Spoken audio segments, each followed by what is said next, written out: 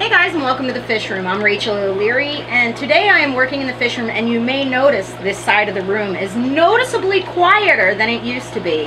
And that's because my husband and I rebuilt the diaphragms on my central pump. Now, it had been about, I think, 2 years since I had done so, and it's really recommended to do it annually. So I shot some footage of that I'll just show you. It's pretty simple. You take off the covers, you clean out the filters, you replace some parts, and put it back together. But as you can tell, it is way quieter in here, so I'm so glad that I did that. And in fact, the filters were absolutely disgusting, full of dust. So it was great.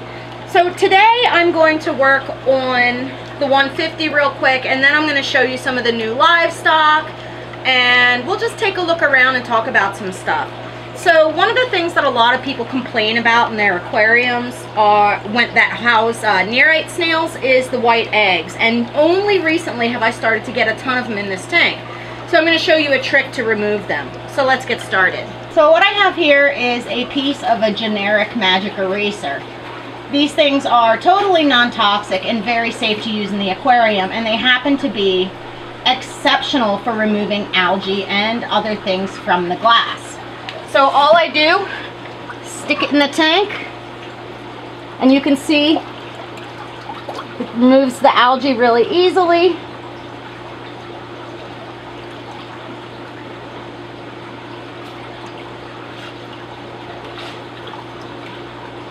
And I just take my fingernail, or you could use a razor blade, and scrape off the eggs. So as you can see, the magic eraser works really, really well for removing algae from the glass.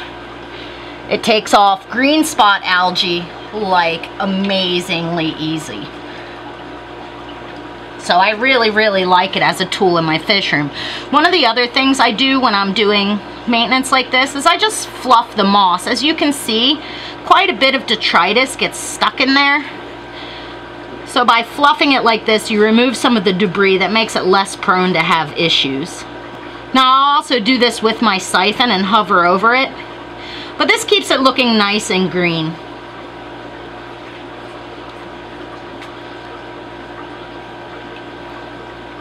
Now I'm going to start a large volume water change on this tank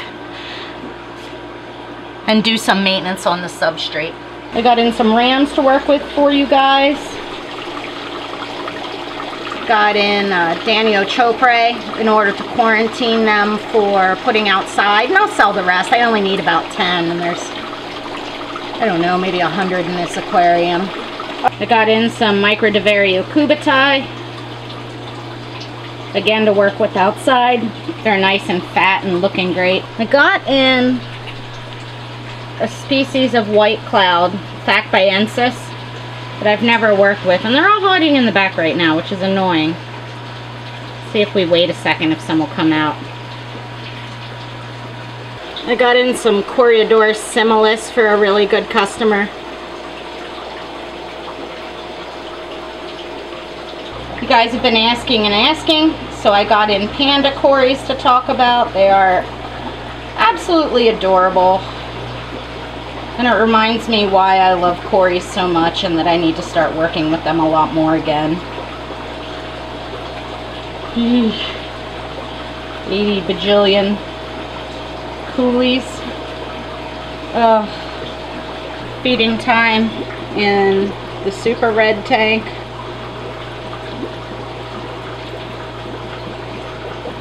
Everybody's nice and hungry. Fibrosis and otocinclus. Let's see who else is out and about. Oh, I got in a ton of green neons.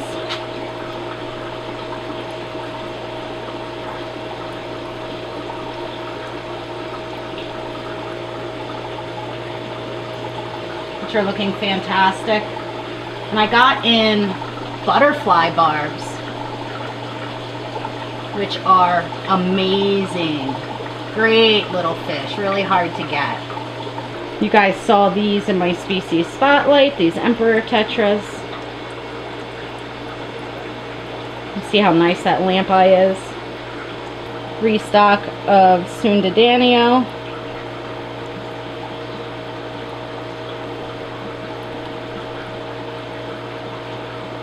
Sure, looking good. And I got in, I don't think I've shown you guys these before. I got in the little pom-pom crabs. They're pretty adorable.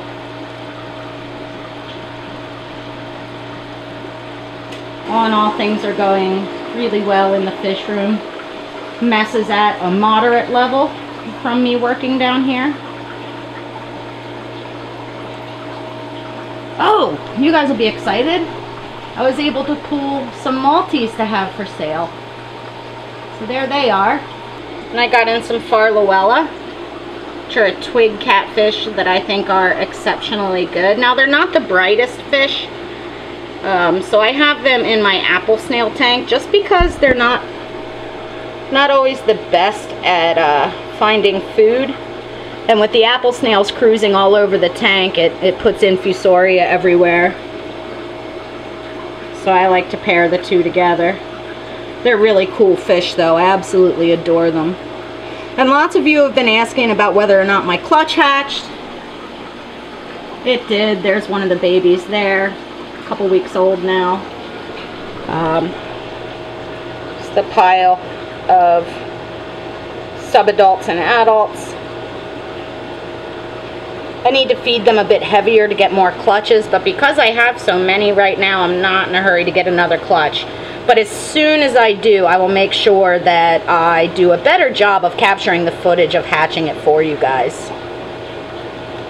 Look at these Corys. This is what makes Corys so cool. That glass climbing behavior. And this is how they behave when they're in a decent sized group. They're just all over the place, wiggly and adorable and amazing. Captain is currently pouting because he just had a water change done. And Oscars are funny fish. If you do something that they don't like, they pout. This is just a minor pout. When it's a major pout, he'll lay on the bottom and pretend to be dead. Silly fish. He was quickly turned around by offering him food though. And there's Whiskey, who I don't often see a whole lot of, so it's fun that he's in an energetic feeding mood today. That's a 4-line Pimladella catfish, and it's the only fish that Captain Cranky Pants has ever tolerated at all in his aquarium. And that's his favorite spot over there.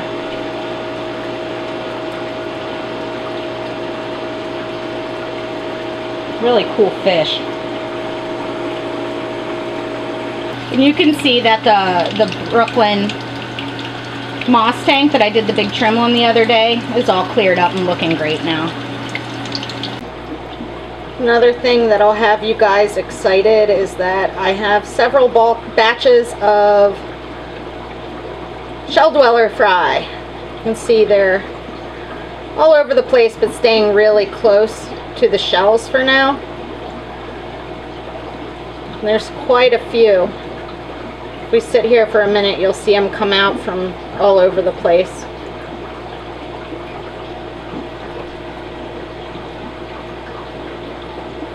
See, there's the guarding parent. One of the things that I think is really, really cool about cichlids is this parenting behavior and the various strategies for parenting that they use. So I thought you guys would be happy to know that I have more fry.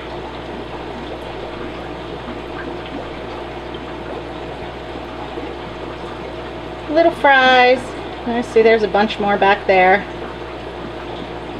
It's pretty impressive how they just disappear as soon as there's implied threat. But yeah. Hooray! The breeding hiatus is over.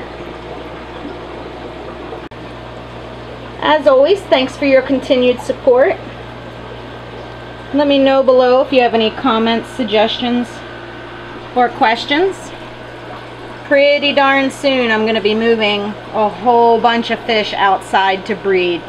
The weather's just been a little bit cool, so I'm hoping for next week. These white clouds I'm most excited about because they are showing spawning behavior constantly. Make sure you guys stop by my Instagram, my Facebook, and my website, as well as hit the notification bell so you don't miss any of my upcoming travels or information.